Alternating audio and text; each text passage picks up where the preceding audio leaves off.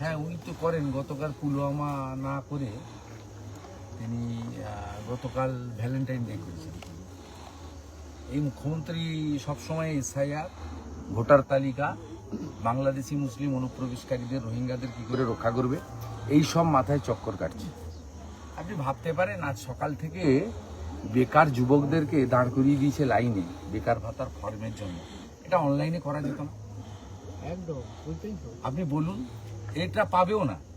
এর আগে 2013 সালে 17 লক্ষ ফর্ম ফিল আপ করেছিল, দেয়নি 17 লক্ষ যুবককে।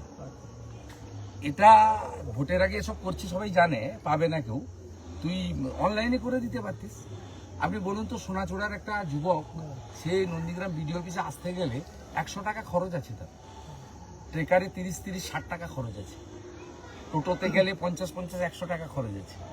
সে সকালবেলা 8টা থেকে লাইন দিয়েছে, বাড়ি থেকে না খেয়ে এসছে। অত সকালে গ্রামে কারোর বাড়িতে খাওয়ার হয় না, তাকে বাড়ি ফিরতে হচ্ছে 6টার সময়। তার না হয়েছে খাওয়া, বা হোটেলে যদি গেছে 80 টাকার কম মিল পাওয়া যায় না। আপনি বলুন, 200 টাকা করে গড়ে পশ্চিমবাংলার যুবকদের কাছ থেকে খরচ করিয়ে দিলি, লাইনে দাঁড় করিয়ে, লম্বা লম্বা লাইন। এটা অনলাইনে করা যেত না? সবার হাতে ফোন আছে, মোবাইল ফোন, তাতে সে অনলাইন করে। এখন কোনটা অফলাইনে হয়? সব অনলাইনে হচ্ছে।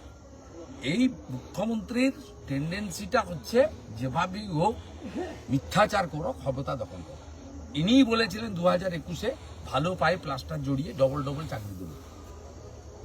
এইখানে বলে গেছিল নন্দীগ্রামে, পায়ে ব্যান্ডেজ জড়িয়ে ভালো পায়ে। হিন্দু যদি বাঁচতে চাও, বিভেদগুলো এক হও। ঘাড়ের কাছে এসে গেছে জামাত। মানুষ বিজেপিকে আনবে, মহিলারা 3000 টাকা পাবে, বাড়ি করার জন্য যে টাকা দেওয়ার দরকার দেবো। হাতে কাজ, পেটে ভাত, মাথায় ছাদ, বিজেপির অঙ্গীকার। বিজেপি মুখে বলে না, 21টা রাজ্যে করেছে। 6 মাসের মধ্যে হরিয়ানাতে 3,55,000 ভ্যাকেন্সি পূরণ করে দিয়েছে রাজ্য সরকারের। শুভ উড়িষ্যাতে 50,000 টাকা করে মহিলারা বছরে পাচ্ছে সুভদ্রা যোজনায়। এই টাকায় কিচ্ছু হয় না। বার্ধক্য ভাতা, বিধবা ভাতা, দিব্যাঙ্গ ভাতা, লোকপ্রসাদ শিল্পী ভাতা, সকলের ক্ষেত্রেই আমাদের 21টা রাজ্যে যে কর্মসূচি আছে, সেই কর্মসূচি আমরা পালন করব। আয়ুষ্মান ভারতের কার্ড চালু করব। 5 লক্ষ টাকা পর্যন্ত গোটা ভারতে, ভেলোরে যান, কটকে যান, মুম্বাইতে যান, চিকিৎসার সুযোগ পাবেন।